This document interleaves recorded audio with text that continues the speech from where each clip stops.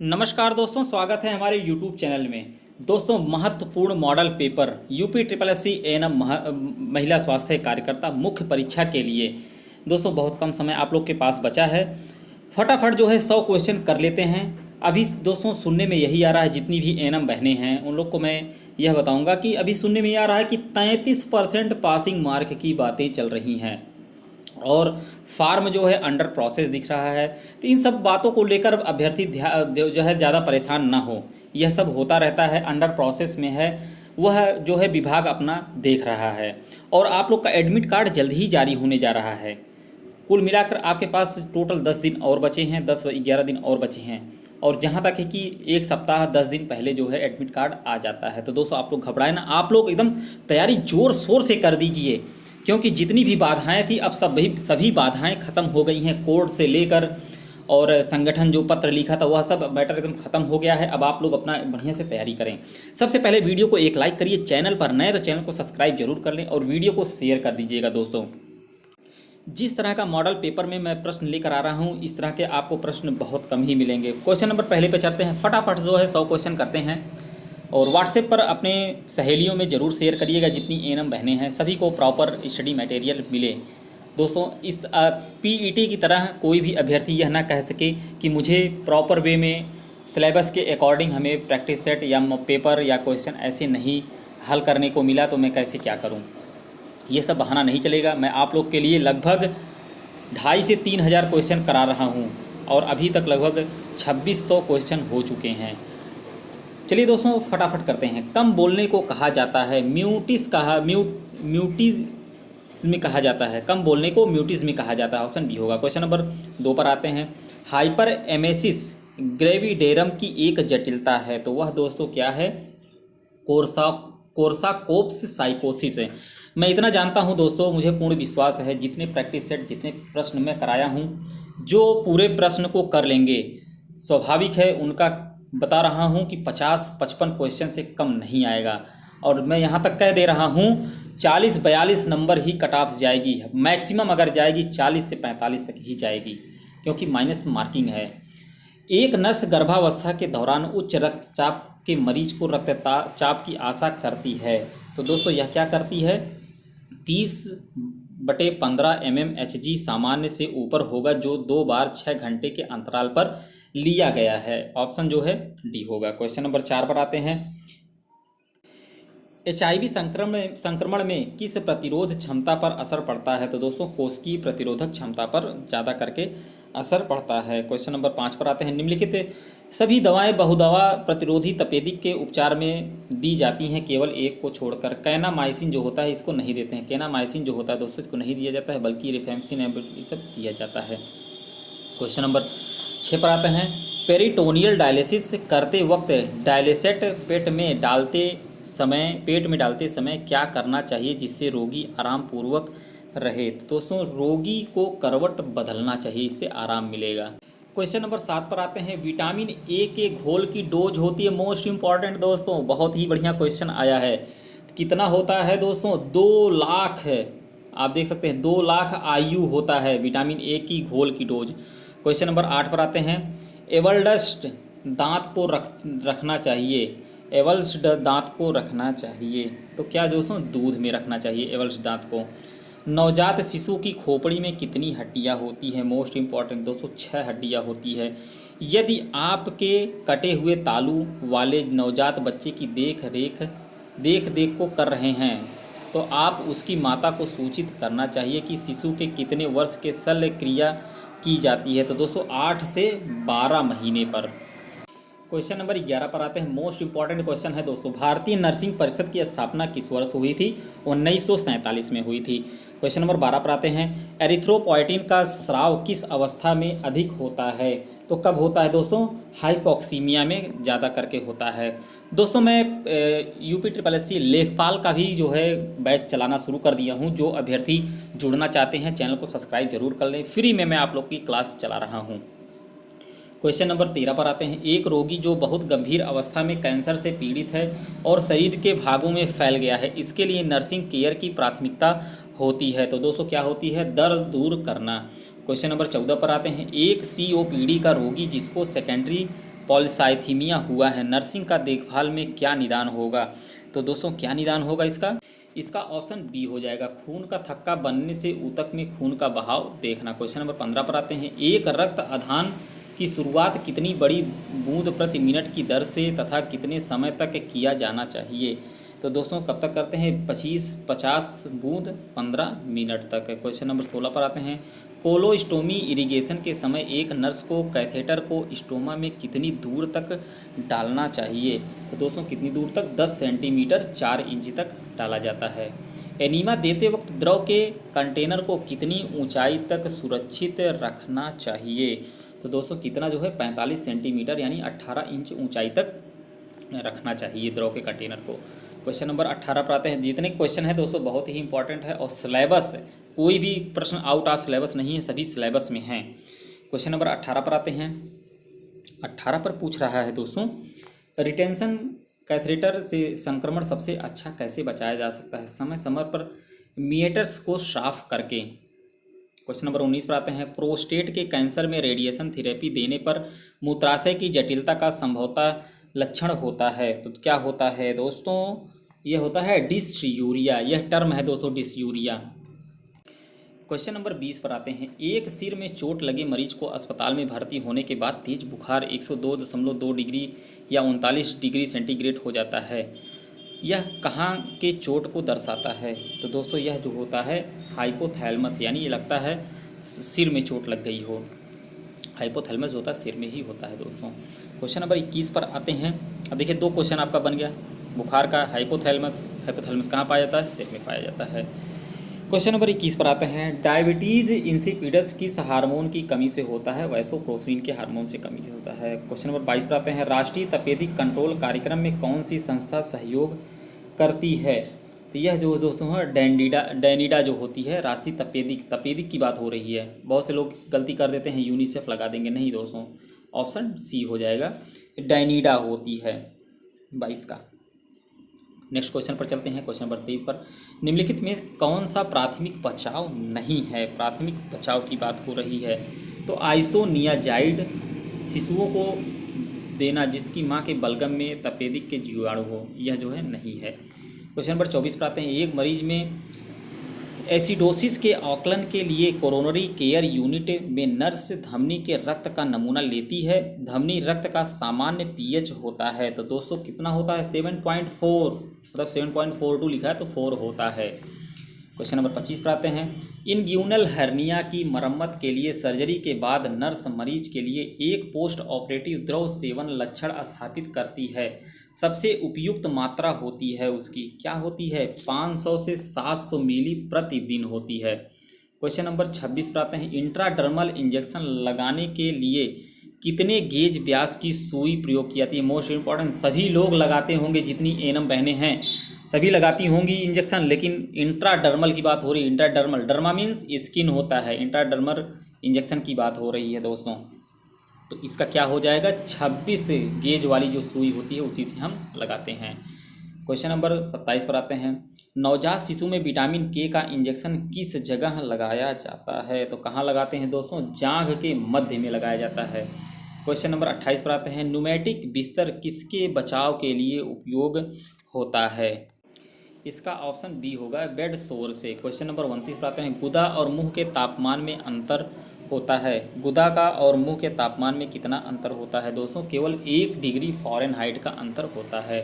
Question number 30 पर आते हैं, नैसोगैस्ट्रिक नली की लंबाई नापने के लिए लैंडमार्क है, तो वह क्या होता है? नाक ट्रैक्स एपिगैस्ट्रियम से होता है। क्वेश्चन नंबर 31 पर आते हैं, एक CVA के मरीज में प्राथमिक उद्देश्य नर्स को सांस का रास्ता ठीक करना होता है।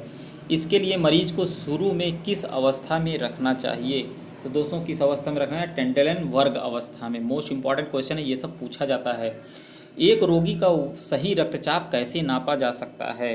तो दोस्तों कैसे नाप सकते हैं? ऐसे कफ जो बांह के 2/3 भाग को ढक सके।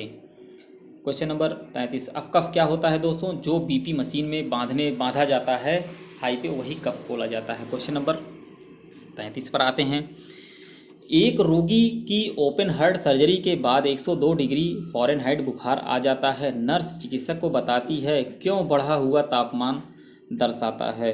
तो दोस्तों यह आपका कार्डियक आउटपुट का बढ़ना। क्वेश्चन नंबर 34 पर आते हैं। 34 में पूछ रहा है स्वतः गर्भपात का सामान्य कारण होता है। तो दोस्तों यह होता है जर्म प्लाज्म दोष होता है। क्वेश्चन नंबर 35 पर आते हैं। एक शिशु में म्यूकस की वजह से सांस फूलने पर नर्स का पहला कार्य क्या हो सकता है। तो यह होता है दोस्तों पैर से पकड़कर शिशु को उठाना। दोस्तों वीडियो को शेयर करते रहिएगा। शल्य क्रिया के पहले किस पदार्थ को लगाकर त्वचा की तैयारी होती है। तो दोस्तों वह किसके कारण होती है। यह होती है 70% अल्कोहल के कारण। सिट्ज बाथ के लिए पानी का तापमान होता है। तो यह होता है 37 से 39 डिग्री सेंटीग्रेड सिट्ज बाथ है। क्वेश्चन नंबर 38 पर आते हैं। ICD-X वर्गीकरण का उपयोग होता है। तो यह होता है चिकित्सकीय अभिलेख विभाग में। फ्यूमिगेशन में कौन सा पदार्थ उपयोग होता है। यह होता है पोटेशियम परमैंगनेट होता है फ्यूमिगेशन में। बायोमेडिकल पदार्थ निस्तारण में मानव शारीरिक अंग किस रंग के पात्र में रखा जाता है। तो यह लाल रंग के पात्र में रखते हैं। खून में किस पदार्थ की मात्रा जानने के लिए सोडियम क्लोराइड की बोतल का उपयोग होता है। वह ग्लूकोज जो होता है दोस्तों वही। क्वेश्चन नंबर 42 पता है। मरीज को किस अवस्था में एनीमा दिया जाता है। तो यह दोस्तों बाई करवट अवस्था में दिया जाता है एनीमा। बाई करवट जो होता है दोस्तों। सामान्यतः इंटरकॉस्टल ड्रेनेज नली कितने दिन के लिए रखी जाती है। तो यह 3 से 5 दिन के लिए रखी जाती है। हाइपोवोल्मिक शॉक में कौन सा तरल पदार्थ दिया जाता है। तो यह दिया जाता है दोस्तों 0.9% NaCl दिया जाता है। सही जोड़े का मिलान करना है आपको। तो सही जोड़ा दोस्तों कौन कौन सा होगा। TP जो होता है दोस्तों। क्वेश्चन नंबर 45 की बात हो रही है। तो 45 में देखिए दोस्तों सही जोड़े की बात हो रही। इसमें इतने जोड़े दिए गए हैं। तो इसमें क्या है टी पीस जो होता है एयर वे जेड एक्ट होता है। जेड एक्ट तो होता है दोस्तों यही सही है और बाकी ये तीनों गलत हैं। क्वेश्चन नंबर 46 पर आते हैं। नेसल कैनुला का उपयोग होता है। नेसल कैनुला देखिए दोस्तों बहुत से कैनुला होते हैं लेकिन अभी आपको पता नहीं होगा। मैं आपको बताया था 16, 18, 20, 22, 24, 26 इस तरह के नंबर के जो है 24 नंबर तक के जो है कैनुला होता है। लेकिन अब इसमें आप देख सकते हैं क्वेश्चन नंबर 46 में पूछ रहा है नेज़ल कैनुला का उपयोग। नेज़ल कैनुला का उपयोग हम किस में करते हैं। तो यह ऑक्सीजन देने के लिए किया जाता है। क्वेश्चन नंबर 47 पर आते हैं दोस्तों। कौन सी दवा नेबुलाइजेशन और इंट्रावीनस रास्ते दोनों की तरह से हम दे सकते हैं। कौन सी दवा। तो वह जो होता है 3% NaCl जो होता है नेबुलाइजेशन भी देते हैं और इंट्रावीनस भी देते हैं मतलब IV। दोस्तों काफ़ी क्वेश्चन मैं करा चुका हूँ। वीडियो को जो है आप लोग ज़्यादा से ज़्यादा शेयर करिएगा। चैनल को सब्सक्राइब करेंगे तो आपको लगभग 2600 क्वेश्चन मिलेंगे। यानी 2600 क्वेश्चन का मतलब मैं लगभग बहुत ज़्यादा प्रैक्टिस सेट लगभग 45 प्रैक्टिस सेट लगभग कराया हूँ। बहुत प्रैक्टिस सेट में 50 क्वेश्चन हैं, बहुत से में 100 क्वेश्चन हैं। फोटोथेरेपी का उपयोग किसके उपचार में होता है। तो यह होता है दोस्तों पीलिया में होता है। पीलिया जब होता है यानी जिसको जॉन्डिस कहते हैं। स्तनपान कराना चाहिए केवल। स्तनपान मोस्ट इम्पॉर्टेंट क्वेश्चन है। स्तनपान जो है कराना चाहिए केवल 6 महीने तक कराना चाहिए। BP यंत्र का यदि कफ ढीला हो तो अभी मैं कह रहा था दोस्तों ना जो ब्लड प्रेशर का यंत्र होता है अगर कफ ढीला होगा तो गलती से कम नाप देगा। BP जो है गलत बताएगा। इसीलिए कहते हैं कि मीडियम टाइट करना चाहिए। डायूरेटिक्स किस समय दिया जाता है। तो यह सुबह में देते हैं दोस्तों। डायूरेटिक्स सुबह में दिया जाता है।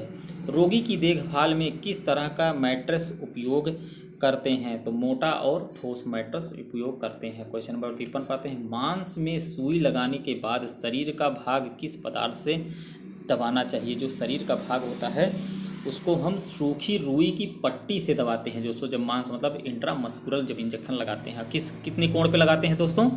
यह 90 डिग्री पर लगता है। क्वेश्चन नंबर 54 पर आते हैं। सब क्यूटेनियस इंजेक्शन क्यूटेनियस की बात आ गई दोस्तों। इंजेक्शन किस कोण पर लगाया जाता है। तो यह दोस्तों 45 डिग्री पर लगाते हैं। Question number 55। तरल पदार्थ के तापमान के संबंध में कौन सा सही जोड़ा नहीं है। तो यह दोस्तों आपको मैं बता रहा हूँ गैस्ट्रिक सफाई के लिए 70 से 80 डिग्री फ़ारेनहाइट यही नहीं सही और बाकी आपका सफाई करने के लिए गर्भ प्रभाव के लिए तापमान कम ये सब सही हैं। क्वेश्चन नंबर 56 पर आते हैं। कंगारू मदर केयर के बारे में निम्न में से कौन सा सत्य है। तो कौन सा सत्य है दोस्तों।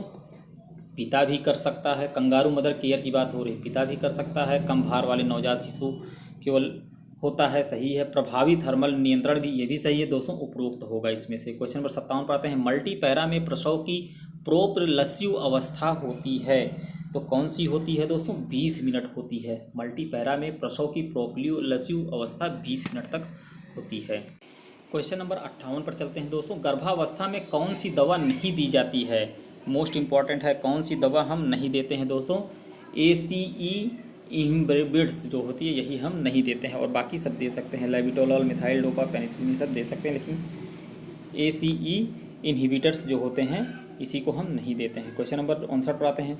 एक्यूट ओटाइटिस मीडिया का सबसे अधिक सामान्य कारण होता है, यह होता है दोस्तों एस न्यूमोनी होता है।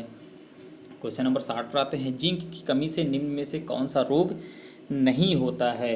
रोशनी की कमी नहीं होती है दोस्तों, और बाकी डर्मेटाइटिस, हाइपोगोनेडिज्म और डायरिया जो होते हैं, हाइपोगोनेडिज्म ये होता है, डायरिया होता है, डर्मेटाइटिस होता है जिंक की कमी से, लेकिन रोशनी की कमी नहीं होती है। क्वेश्चन नंबर 61 पर आते हैं। निम्नलिखित में से किस तरह के शॉक में हाथ पैर गर्म हो जाते हैं? तो यह दोस्तों न्यूरोजेनिक शॉक जो होता है। क्वेश्चन नंबर 62 पर आते हैं। रिंगर लैक्टेट में पोटेशियम कितना होता है दोस्तों? रिंगर लैक्टेट की बात हो रही। RL जो बॉटल होता है उसमें कितना होता है पोटेशियम? 4 मिलीलीटर मोल लीटर होता है। क्वेश्चन नंबर 63 पर आते हैं। एंटीबायोटिक रोग निरोधक सबसे अच्छा कब दिया जाता है? चीरा लगाने के पहले दिया जाता है। तपेदिक में दी जाने वाली कौन सी दवा मरीज को सबसे पहले निसंक्रमण करता है? तो यह दोस्तों होता है INH जो होता है। क्वेश्चन नंबर 65 पर। किस प्रकार के हेपेटाइटिस में वर्टिकल फैलाव होता है? किस में होता है? बी हेपेटाइटिस बी में जो है वर्टिकल फैलाव होता है। क्वेश्चन नंबर 66 पर आते हैं। HIV पोस्ट एक्सपोजर प्रोफिलैक्सिस कितनी देर के अंदर प्रारंभ करना चाहिए? तो यह 72 घंटे के अंदर प्रारंभ करते हैं। मरीजों में तपेदिक की प्रथम वर्ग की दवा देने पर किस विटामिन की कमी हो जाती है? तो यह पाइरिडॉक्सिन हार्मोन जो होती है इसकी कमी होती है। क्वेश्चन नंबर 68 पर आते हैं। स्नेलन चार्ट कितनी दूरी से पढ़ते हैं? तो यह दोस्तों 20 फीट की दूरी से पढ़ते हैं। महत्वपूर्ण वजन घटना होता है, यह होता है 5% 6 से 12 महीने में। सबसे का सामान्य शौक बच्चों में होता है, यह होता है सेप्सिस शॉक जो होता है। एटोपिक डर्मेटाइटिस किस जगह पर ज़्यादा होता है? यह पॉप्लिटियल फोसा पर होता है। क्वेश्चन नंबर 72 पर आते हैं। दवा देने की कौन सी एक स्थानीय विधि है? तो यह कौन सी विधि है दोस्तों? इनहेल्ड स्टेरॉयड जो होता है यह एक स्थानीय विधि है। प्रसव का सही क्रम क्या होता है? मोस्ट इंपॉर्टेंट है दोस्तों 73वां क्वेश्चन। प्रसव का सही क्रम अगर देखा जाए तो पहले फ्लैक्शन होता है, फिर दूसरे नंबर पर क्रोविंग होती है, और फिर तीसरे नंबर पर जो होता है आपको बता रहे हैं रेसिस्ट्यूशन होता है, फिर बाह्य रोटेशन, यानी ऑप्शन इसका बी हो जाएगा। क्वेश्चन नंबर 74 पर आते हैं। गंभीर निर्जलीकरण का उपचार है, तो गंभीर निर्जलीकरण का उपचार जो होता है तुरंत रिंगर लैक्टेट शुरू कर देना। मतलब अगर निर्जलीकरण है, जैसे डिहाइड्रेशन हो रहा है, तो RL बॉटल को चढ़ाना शुरू कर देना चाहिए। DPT का टीका कैसे दिया जाता है? DPT डिप्थीरिया पर्टूसस टिटनस, इसका पूरा फुल फॉर्म डिप्थीरिया पर्टूसस टिटनस, यह जो है इसका टीका कैसे दिया जाता है?